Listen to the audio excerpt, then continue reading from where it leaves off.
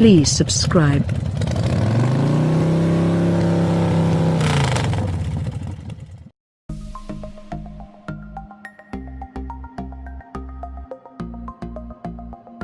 The only significant change for 2018 with Ford's feisty Fiesta subcompact sedan and hatchback is what you no longer can have, the 1.0-liter 3-cylinder EcoBoost engine.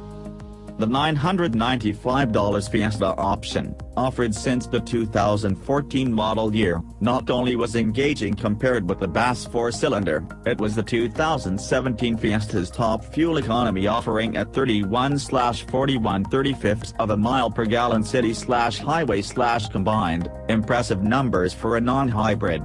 And real-world testing by Cars.com editors found it not only could hit its ratings, but it could sometimes beat them. But apparently not enough buyers checked that box.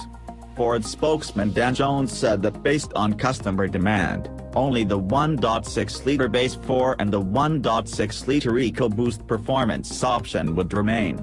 Low demand may have been at least partly due to the engine being offered here in the Fiesta only with the 5-speed manual transmission, not a recipe for success in the US.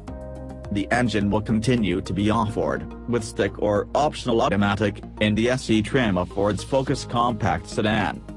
Other than the engine loss, the Fiesta will carry over as is from 2017, save for a backup camera now being standard on all trim levels. Meanwhile, a new generation of Fiesta already has been shown in Europe, and customers there now can order one for delivery in the new year. Whether that redone Fiesta ever will make it to the US is an open question. Cars.com has reported on comments by European Ford officials indicating the Fiesta's days may be numbered in the US due to flagging demand for subcompacts. Jones did not confirm that, saying only that Ford has introduced the next-generation Fiesta for Europe, the Middle East and Africa. He added, "We'll have more to say about other markets at a later date."